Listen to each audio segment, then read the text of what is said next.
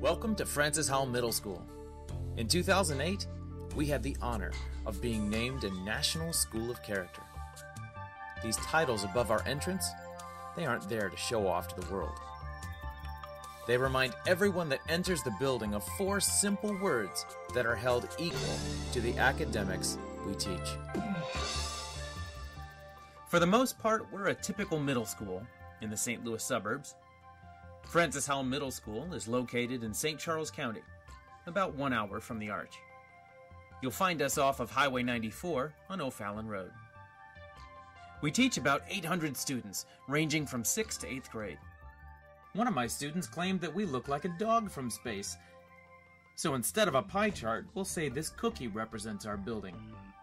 And about 6% of us are from a minority ethnic group. A little over 3% of our kids need some help purchasing their lunch, and out of the whole cookie, about 15% receive some sort of special services. And once you throw in about 70 nuts, well, that is teachers, our recipe's complete. But not because of these numbers. Statistics are all well and good, but true character is colorblind and ignorant of socioeconomic status. There's nothing magical about these numbers.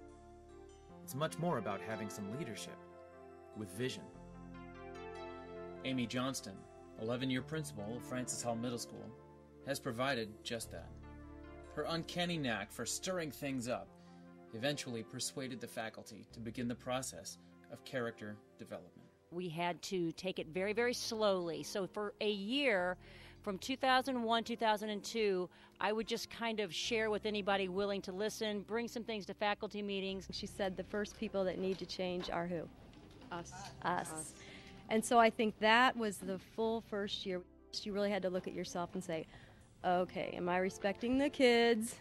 Because how can I yell at them to, do something if I'm, not respecting them? One day in a faculty meeting, Amy had said, character ed is more than just a word of the month. And that's the part that I kept with me to continue with the kids. I think my initial reaction, as I think a lot of people on the staff had the same reaction, it was more not our objection to the idea, it was more like how much more can we do? I remember thinking, okay, just one more thing, and if we just do this for a year, then it'll go away. And Amy, as if she were reading our minds, said, don't think this is going away, because it's not. Instead of going away in the early part of the decade, some of our staff became dedicated to learning more. And then in 2003 is when about 17 of us went to the Berkowitz Institute for a week, and that's where a lot of things were born. Things like our character connection. Each teacher has a class of about 15 to 20 kids coming from each of the 3 grade levels. Its purpose is to unite the school by allowing the 8th graders the chance to mentor the younger kids. It started out, I think, on a Tuesday afternoon at 2:30. I had a stomach ache every Tuesday. Said, okay, you can do this character connection thing 1 day a week for 28 minutes. It was not smooth sailing at the beginning. That was really hard. Those 8th grade boys had no more desire to be in character connection class. Talk about being nice to each other. I remember the very first character connection class we had. I was in the girls' bathroom, actually in a stall, and I wasn't hiding. I was just there, and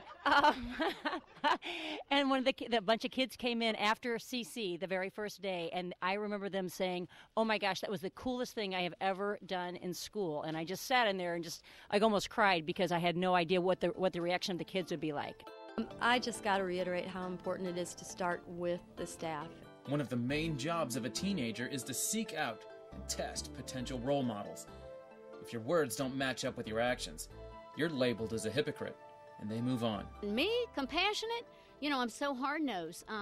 So it made us so much look at ourselves. And it went from that stomach ache, which really did last most of the year, to, gaining more confidence and being more comfortable with your kids. And a few of us went to LACE, Leadership Academy and Character Ed, to learn more, to then be able to branch out and educate the rest of our staff. That first group learned of the 11 principles put forth by the Character Education Partnership. Now, these principles are not a turnkey program. but instead a set of guidelines to encourage character growth in schools. The first of the 11 is about adopting a set of core ethical values. These values would serve as the foundation for discussions, activities, and even discipline. We found out the hard way that they're essential to transforming the school. I came back to the staff and I said, okay, you guys, I said, we need to establish core ethical values. And they said, what is that? And I said, I'm not really sure, but I think we need them because it's the first principle. And Mrs. Bratton, my dear friend, who I was a little bit afraid of about 7 or 8 years ago, she crossed her legs and she crossed those arms and she looked back and she said, what are you going to have us do next, Amy? Pray? And I thought that was a really good idea at that time. And so I did what all good principals do. I ignored the core ethical values, and I completely circumvented the first principle for about 2 years. The first thing I did was I said, here's Tom Lacona's 9 words. He's a smart guy. We'll just use his. And you all went, who? And why are these our core values, and what are we supposed to do with these? So about October, we threw those away. And then we started the process of trying to figure out what our core values were. And we started talking about what ours are individually, and then we'd share those with our team, and we'd share those with a grade level. And then it came up with about 4 words as a staff. And then we asked our kids, and then we asked our parents. And it took us almost a year to come up with those 4 words. And now they really do ground us in just about everything we say and do. Welcome posters, lost and found boxes. Even our discipline notices have been reinforced with our 4 core ethical values. I was writing a detention warning, and I do very few of these a year. So I was filling out this detention warning, and the student said, that's not the right thing. And I said, what do you mean? He said, that's not the kind you're supposed to give me. And I'm like, well, what kind am I supposed to give you? And it's supposed to have the 4 core ethical values on it. And I didn't realize that we had changed our discipline notices. That's how many I write. So he went next door to another teacher and got the right one for me. It's true that as a faculty, we don't assign many detentions. Principle number 7 tells us to foster self-motivation in our students. We've learned that most kids don't change their behaviors because of sitting in a detention room. In fact, the only thing they really learned was how to get out of class more effectively the next time. If we want them to behave correctly on their own, they need clear expectations of character. Principle number 2 asks us to define what character should look like. Written by teachers, parents, and students, our character scorecards do just that. On a scale ranging from 1 to 4, these charts tell the students what behaviors are unacceptable anywhere they go. What is unacceptable while they're at school, what we call common courtesy, and what is going above and beyond the call of character. I've discovered that by giving up the time to build the relationships with the kids and they're better behaved in the classroom, we're gaining time. And I'm still getting through my curriculum actually better than I ever did before, and I think the kids are getting more out of it because we're not losing class time to behaviors. Assigning a detention is usually up to teacher discretion. But when a child does something suspension-worthy, the principal's hands are often forced by the code of conduct.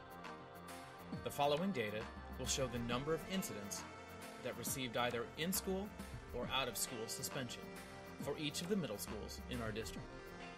Now, over a 5-year period, one gave 1,323 suspensions.